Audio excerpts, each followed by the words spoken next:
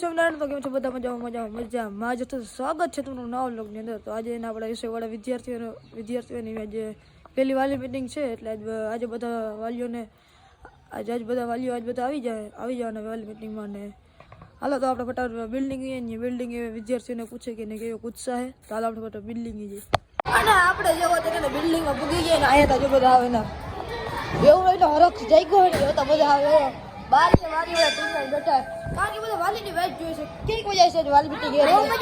બહુ મજા એટલે અતિશય મજા. કાંઈ વાંધો નહીં, આ બધા છે ને બહુ મજા જ આવી જવાની. જો આ વિદ્યાર્થી જો વારી પાસે બેઠો, કારણ કે બારી પાસે બધો સારો વ્યૂ આવે ને અહીં બધે જેટલા વાલી આવતા જતા બધું દેખાતું હોય. અને હાલ આપણે બીજા રૂમમાં વહી જાય, કારણ કે આ રૂમમાં જો આ એક ભાઈ જો 10માં મહિના રેડી થઈ ગયા, પણ એટી આ જોતા કે ઘટે નહીં તો એટલો બધો હરખ તો પછી યાર કાઈ ન ઘટે. જા બધા અહીંયા બધા મોજ મસ્તી કરે. હવે ભાઈ કાઈ ન ઘટે હો ભાઈ. અને અત્યારે જો બધા રૂમમાં બધા ખડે, કારણ કે વાલી આવવાના એટલે બધા છે ને એવા હરખા. જો આ રૂમ જો આખો બધા અહીંયા છે ને એટલા બધા હરખાડા ને આજ વાલી આવવાના વાલી મીટિંગ છે આજ તો બહુ બધા મજા છે. બધા વાલી આવવાના આજ તો આ તો બધા વાલી આવવાના. અને આપણે આવી ગયા બધા છેલ્લે 112 માં સોરી 112 માં આવી ગયા ને આ બધા અને આજ તો બધા રેડી એટલા માટે આ તો ખબર અમને વાલી મીટિંગ ખબર નથી પડતી કેટલી ક્યારે આવશે કાઈ નહીં.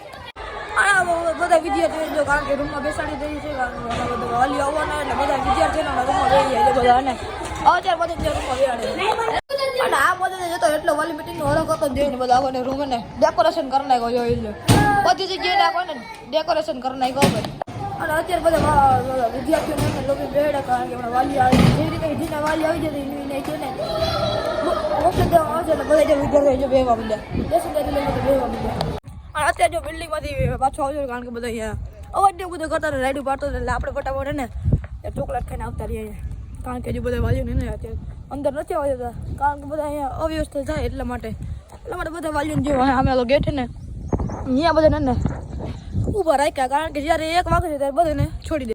અત્યારે જો આપણે હાથી હાલીને આપણે ટાઈમ પૂગી જાય, કારણ કે આજે આપણે વાલી મીટિંગ એટલે આપણે માટા ફેરા મારશું. જો અત્યારે જો કેટલા બધા વાલી ભેગા થઈ ગયા અને આપણે જેવો અત્યારે ગેટે પૂગી ગયા જો બધા વાલીઓ જો અત્યારે ઉભા, કારણ કે હમણાં 1 વાગશે એટલે બધા વાલીઓને ટાણે છૂટા કરી દે અને આપણે ફટાફટ એને અત્યારે બિલ્ડિંગ હોય છે.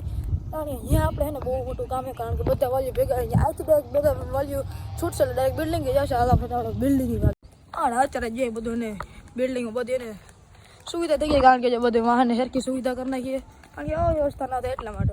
અને અત્યારે જે થોડાક આપણે આટા ફેરા માર્યા હતા, જો 1 વાગી ગયા એટલે બધા વાલીઓને છોડી દીધા ગેટેથી, કારણ કે બધા વાલીઓ જે ગેટે છોડી દીધા એટલે બધા વાલીઓ એને ઇન્ટરેસ્ટ ભેગા થઈ જાય. તો આપણે ફટાફટ અહીંયા જે ઇન્ટરેસ્ટ અત્યારે જે આપણે ઇન્ટરેસ્ટ ભૂગવા જ આવ્યા હતા વાલીઓ જે બધા ગાડી બાઇક ને બધું લઈને આવી ગયા, તો આપણે ફટાફટ હાલો ઇન્ટરેસ્ટ ભૂગી જઈએ.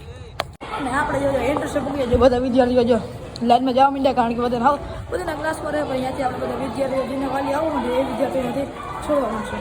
અને બધા વિદ્યાર્થીઓને જો ક્લાસમાં બેસાડી દીધા. આ ક્લાસમાં કેવી મજા આવે જો વિદ્યાર્થીઓને જોઈ બધા વિદ્યાર્થીઓ જો અત્યારે બધા બેઠા વાલી આવવા માંડે અત્યારે બધા. અને લગભગ બધા જો વિદ્યાર્થીઓના વાલી આવી જ ગયા, કારણ કે જો અત્યારે આટલી બધી ગાડી ભેગી થઈ ગઈ હતો. ઓલું ગ્રાઉન્ડ ભર નાખ્યું, કાંઈ ન ઘટે. અને અત્યારે એટલા બધા વાલી ભેગા થઈ ગયા ને જોતા અહીંયા ભીડ જામી ગયો આખી તો બધા ભીડ લાગી ગઈ, કારણ કે બધા વાલીઓને ઉતાવળ તો હોય ને વિદ્યાર્થીઓને મળવાનું. બધા વિદ્યાર્થીઓ ઇન્ટરેસ્ટ ખાલી કરી નાખી, કારણ કે બધા વિદ્યાર્થીઓને વાલી મળી ગયા. બધા વાલી આવ્યા મીટના વાલીઓ હવે કાંઈ ન ઘટે. એક મજા આવી અહીં તમને આવવામાં બધે બહુ સરસ મજા આવી ગઈ ને કાંઈ વાંધો ના. બધા વિદ્યાર્થીઓના વાલીઓ બધા આવ્યા જ છે એટલે બધા પૂછપરછ કરી જ નહીં. અને અહીંયા જો બધા આવે ને એટલે જ છે બધા જો અત્યારે અહીંયા કારણ કે બધા ગ્રાઉન્ડ બધા બે અને બધા ભાઈ 4 વાગે વાલી મીટિંગ પૂરી થઈ જવાની એટલે બધા અત્યારે બધા ઉતાવળમાં હતા એટલે ફટાફટ જો બધા બેસી ગયા ગ્રાઉન્ડ.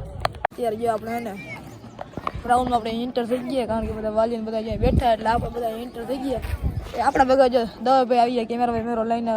ક્યાંથી આવો છો? વિછિયા. બાળક તમારો છે? તમે મેં એવું સાંભળ્યું છે કે ટીચર છો, બરાબર ને? કયા ધોરણમાં અભ્યાસ કરાવો છો તમે? અત્યારે હાયર સેકન્ડરી અને BA કોલેજ. હાયર સેકન્ડરી અને BA કોલેજ. સરસ. હવે ગુરુકુળનું કેમ્પસ અને અહીંનું વાતાવરણ એકંદરે તમને કેવું લાગે છે? ખૂબ જ સરસ છે.